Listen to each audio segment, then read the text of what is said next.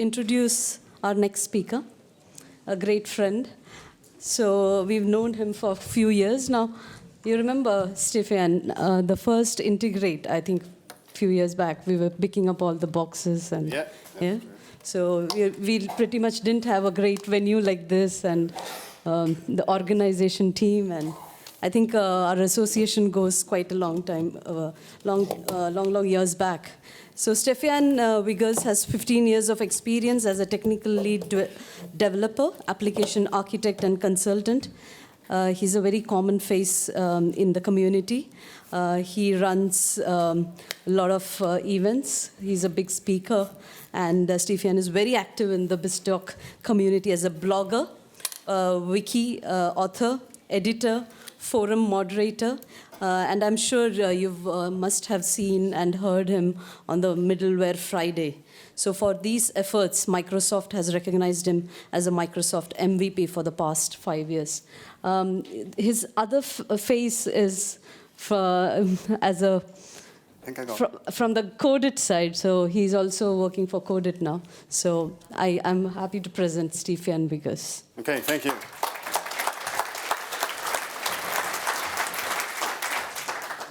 I just also want to show you my shoes. So I saw on tweet that there is quite some people from Holland and Sweden. Is that correct? So who's from those countries? Wow. Well, you know, one of them is not going to Russia, so. Right, so I got that joke out of the way, so you can't pester me on that. Right, serverless messaging with Microsoft Azure. So, already introduced, Stefan Wiggers from Codit. I'm also a MVP for quite some time. Used to be BizTalk, then we got moved into the integrations queue, and now we're in Azure. I currently doing quite some Azure for the last couple of years. And I also do some writing for InfoQ, so that's a website where I'm able to also investigate other technologies on other platforms like Google, IBM, AWS, and also Azure. So I quite frequently write about all kinds of stuff. So what can you expect in this session? So I'll also use the fine word serverless, so you will get pretty tired of the word, or you might even get very excited about it, but I'll dive a little bit into that. Then we'll do some stuff around messaging in Azure, look at some of the messaging scenarios, and also we'll do some demos for you. So let's look at serverless. So you've heard this term quite a while. I did agree with someone, yeah, you would drink a whole bottle of tequila every time I would say this, every time you took a shot, so you're going to be drunk. Right, so look at this evolution of serverless. So someone told me, this is another session of Christian Weidekeit, and this was interesting, the evolution to serverless. So you go from VMs to containers to orchestrators to PaaS to serverless. And basically what you do is that you provide more trust into Microsoft, letting them manage stuff. What you also heard in the previous talk and some other talks is like, you trust them more and basically you talk to a bunch of APIs. That's kind of what you do. So you kind of have that shift all the way up that you give the complete trust of your infrastructure and the services to Microsoft, in this case, for their platform. So if you define serverless, so if you look at, for instance, there's always, definitions. When back in the day with SOA and microservices, there's definitions, and there's also a definition for serverless. And basically, it's an execution model, dynamically manages your resources and basically the pricing, and it's kind of utility computing. That's what it kind of is. So you can do your web development, you can focus on your logic, you have this micro billing, so you pay what you use. It's kind of more commoditized, similar to what you now have with electricity or with your phone. You pay basically by the second. A lot of skills being managed for you, so if you need more resources, you will get more resources, or it will scale down. And basically it's that abstraction or notion of abstraction of your service. So that's in a nutshell how you could define it. And if you're thinking about serverless, it's like there's no infinite scale of resources. If there is, then you need kind of atomic workloads for it. And that's kind of not what the truth is. There's always something finite. Even with our natural resources, they're not like forever.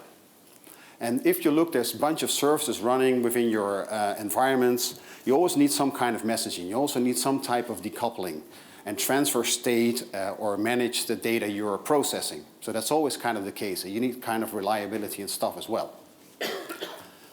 So then if you look at the term serverless, then we can go all out, right? Serverless is function, serverless database. You could look at Cosmos DB, serverless events is event grid.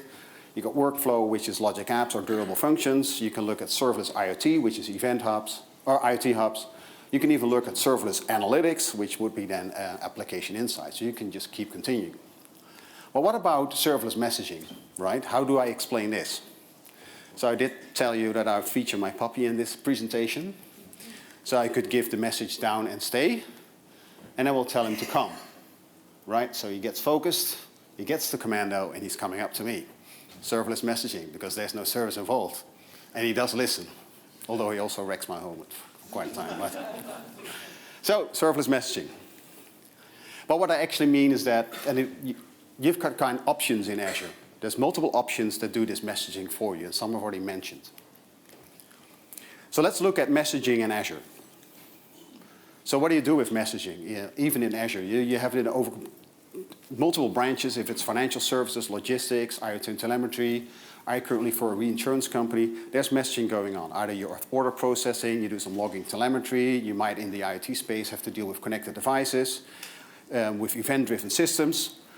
There's just a lot of messaging around. And even you guys, even from the BizTalk space to where you are maybe now, you always have to deal with messages and with messaging.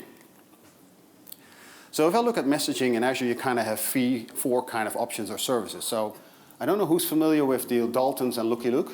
It's a more European thing. Those four folks, or it's like in a Western time sphere, is that they always collaborate together. And same as with these services. They're not competing. They work together. So you kind of have four type of building blocks with regards to either messaging or eventing. And that's been explained already by Dan Rosanova and Clemens Foster, what an event is and what a message is with an intent, and the other end you have facts. So you have the service bus for your enterprise messaging. For big data streaming, you have event hubs. For simple tasks, you use the storage queues, or you can use Event Grid for kind of reactive programming. So if we look at enterprise messaging, it's been clear that it's about state and transferring from one to the other. You know a lot of things ahead, whether it's a schema of this message you have to process. So you know a lot of stuff beforehand. It's a pretty rich service you could use either with topics or queues and subscriptions or even a relay that's a part of this. There's some competitive solutions. So even if I write about some of the stuff, there's like SQS in Amazon, or Amazon MQ, or like Google pops up. Then on the other end, you have your eventing. So it's like cross-app service. It's lightweight, it's low cost. It's got some features, and you don't know everything. So it depends on what you want to do with the event. So if I put these two together, you can kind of this cloud pops up model. But one is more like push-pull, while the other is push-push. So that's kind of the difference. It's not versus. It depends on your requirements and your use case, which of the eventing or messaging you want to use. Then you got task queues. Those are like for simple tasks. So you can either have a lot of VMs that have to process some of the workload, and you can either just set up all these queues, and every queue is read by one of the virtual machines, and then it does its task. So it's pretty simple, straightforward. And you can have as many queues if you want. Then on the other notion, you have something like queues in the service bus. So again, if you put those two together at least, then you have service bus queues or you have storage queues. So if you want more versatility and cross-platform, you can use the service bus. And while it's simple, again, with a simple REST interface, for instance, and you can use just storage queues. And then you have something like event hubs for big data streams. So then you're coming also in the realm of big data or eventing or IoT. And then you also can handle loads through different protocols. You can feed data. There's even like, for instance, in this big data with event hubs, this Kafka endpoint, which I'll have a demo in a second. And again, there's some competitive offerings also in other cloud space. So let's look at this Kafka endpoint demo. So I was trying this out in Java, and then we kind of come competitive in our little WhatsApp group between MVPs, like, can we build this in .NET? Well, I almost got there, and we were talking with Wagner, and Wagner just found it out. So that's bought by Wagner in this case. So that's how it will go. So if it doesn't work, you can blame him. Right, let's start the consumer. And let's start the producer. Okay, now just fingers crossed if this will work. So it's making this connections and stuff with Kafka. And basically, this Kafka endpoint mimics Kafka itself, but you don't have to manage anything. That's done by Microsoft. So basically, it's a kind of a facade. So it's kind of let Kafka clients think that it's Kafka itself. So let's see. Yes, all those events have been set. So it's about 100 messages. And then we just have to wait what happens on the consumer side. Fingers crossed again. It does all have to go all the way to West US and back. So it has to cross the Atlantic because the availability of the Kafka endpoint was only in the West US and the East US. Although I've learned that it also now is available in Europe.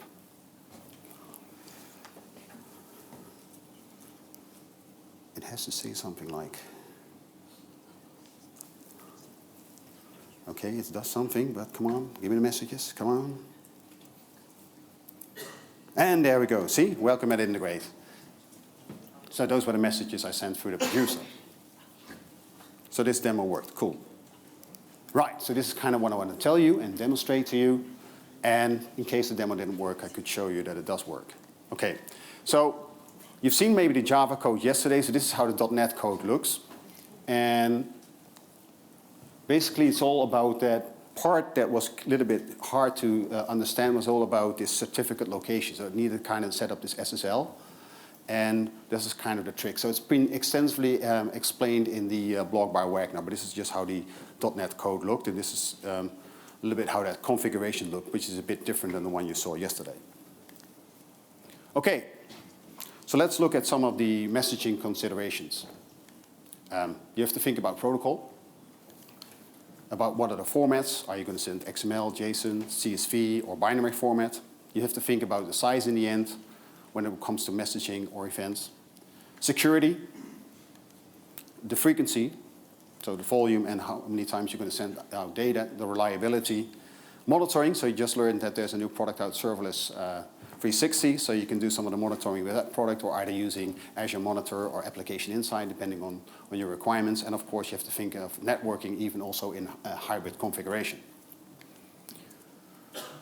So in the end, depending on which service you need for based on your requirements, you can either choose one of these messaging solutions. Okay, so we talked about serverless, we talked about messaging in Azure, so let's look at some of the scenarios. So this is one of the first scenarios. So this has been taught, or at least someone from Microsoft Field Engineering, Jeffrey Alley, told about this specific use case of a toll booth where cars are passing and these cars are being pictured, at least a picture of the license plates are being taken, and these are being stored in the Azure blob storage, which then generates this blob created event. And this just triggers a bunch of the services you see here, a bunch of the functions. And one of the functions will get basically or subscribes to that event and will push the blob, or at least download that blob and push it to computer vision AI, which does some OCR capability, that's optical character recognition, pushes back that data, and then you can continue.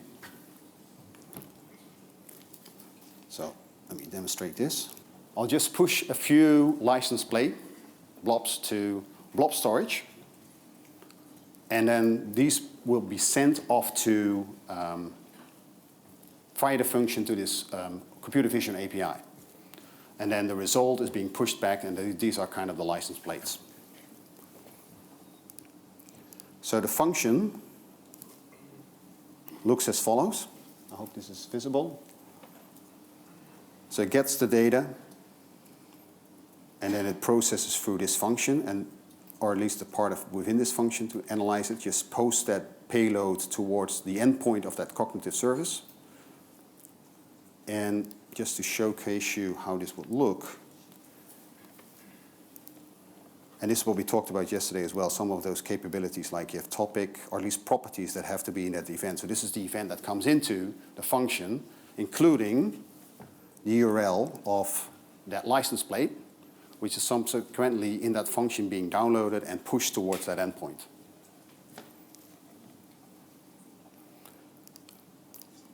So for instance, maybe it's also visible in the logs, as you can see. I'm logging this too, so this is kind of what happens.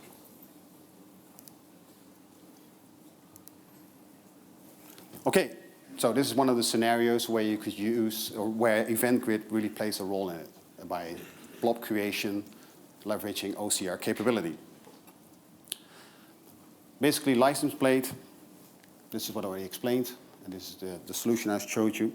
Another thing I'd like to show you is something more change feed about events taking place.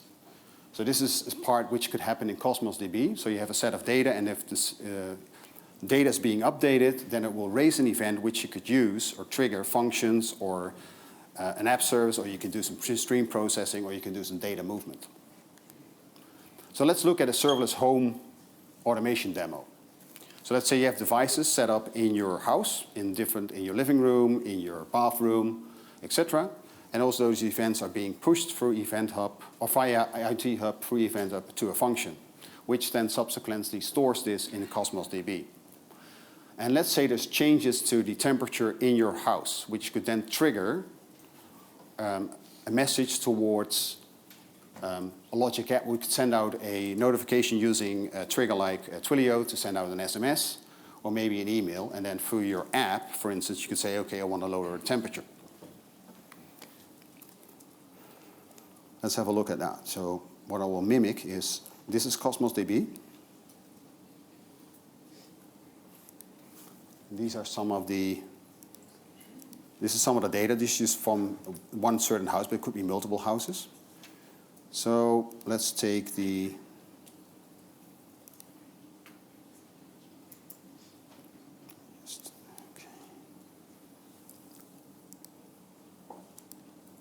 okay, let me take bedroom 1, change this to, give you a view, change the temperature to 29.5. So let's say this event comes through the IoT through event hubs to this function and would update the database. So now your change event has taken place.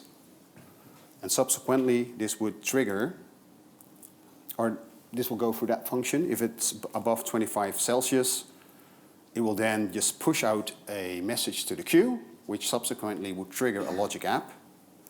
And the logic app on its turn, and this is already a run. And I already feel something buzzing in my back pocket. So that means there will be an email. And this is run, but this is just where you can use, for instance, a logic app for a really simple notification. And you can even use Flow, right? It's just push out a notification and say, hey, it's too hot. So if I just look into my Gmail, already done this a few times. Okay, just refresh. There you go, bedroom 1 is too hot. So I get this kind of notification that my bedroom is too hot. And then I can subsequently, for instance, with my app, start a flow that would say, okay, send that message all the way back to that IoT device saying, okay, lower the temperature. So send out a command. Right, so serverless home automation demo using Cosmos DB, the serverless database in Azure, where you can use this based on the change feed. So you can find this also online in the Microsoft documentation, how you can handle change feeds. Let's look at pipe and fill. So this is one of the cloud patterns you can find. So this is kind of where you chop up a workload in several parts. So you could send a message to a queue, which then would trigger a, let's say, a microservice, a function, or something else that has to process it, and then the result of that is being stored somewhere intermediate. You trigger another message or send a message to another queue, which subsequently is being listened to by another service, which would pick it up and just continue the processing. So I've done this for a customer where we do this in a kind of a microservices way, where we had a gateway, an API within a container where you could send a request to, which subsequently would send a request to a queue, which was listened by a web job. We initially tried to do this also with .NET Core in a container, but somehow we were not able to provision storage and SQL instance in Elastic Pool and put those connection string into Key Vault. So we're using kind of a web job, which is continuously running, similar to a, let's say, Windows service or window, to be triggered to set off a provisioning of, let's say, a storage account, an Elastic Pool instance, and some connection strings in Key Vault. And this was done because this was a multi-tenant application. They needed to have these resources set up first because they could load the data in. So what I can do in this case is another example where this is a cow, the cow is being milked, and that data of cows being milked is in a EDI format. So this is from another scenario of another customer. And this could trigger, let's say, a message to say, okay, hey, I've got this workload and you need to process it. You need to parse that data from, let's say, EDI to JSON, and then subsequently later maybe trigger another step to parse that data or store that data, let's say, in a database. So let me demonstrate this. So let me go to Service Bus 360 to kick this off. Let's say we'll do this. So I'm sending this message to the queue to kickstart a process, let's say microservices that runs in Kubernetes. So what I'll try to do, and this is another fingers crossed, I'll try to tunnel into my Azure Kubernetes cluster running, or managed Kubernetes cluster running in Azure. So that's Azure Kubernetes Services. So this is where I deployed this microservice that is listening. So it's called the Service Bus Listener. So it listens to a message coming in, and it will do this processing of making that EDI file into a JSON file. There's not much to see other than that you just saw the cluster. And let's look at the logs and see if we can find that message, or at least that payload back, if it will load up for me. And basically what it will show, and here it is. And as you can see, 778, which I just sent to the service bus, it went all the way up to AKS, data denser processing. And if I go to my Storage Explorer, you can see this is just the EDI message that's being dropped there. And then subsequently, there will be a JSON file here. Wait for it.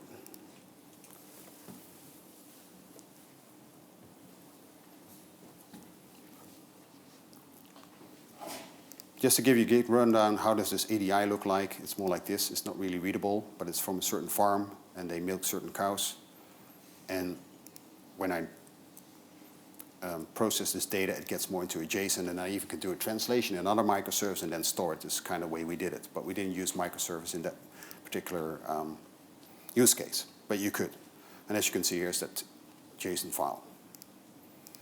So microservice processing, again, where you use some of the messaging to kickstart, let's say in this case, a container, at least a microservice running in the Kubernetes cluster in Azure. And this is how it would look like. So the other thing I want to say is that, or at least want to express to you guys, that you can use some of these services also together. So for instance, you could use Event Hubs and Event Grub together to do, let's say, ingestion of data and push that flow into a SQL data warehouse. So let's say you have wind data, you have all these wind turbines generating energy, you're pushing that data all through Event Hub. So you do this capture of the event, and that will be in an AVO format. Then the event's being captured. This will then trigger a function that will retrieve that file and push that to a SQL Azure data warehouse. So let me demonstrate that. Start the wind turbine data generator. So this is also an example you can find online, but it shows you that you can also use some of those services in conjunction or in a collaboration with each other. So you can do fan-in ingestion with Event Hubs and then fan-out using Event Grid. So this might take some time to start sending that data into the Event Hub. Subsequently, that data will end up in my data warehouse. So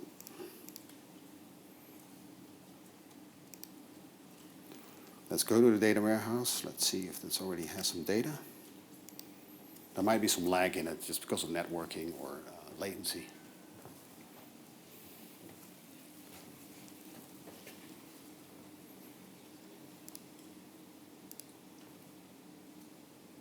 It's pretty slow. Let's see on time, I still have some time.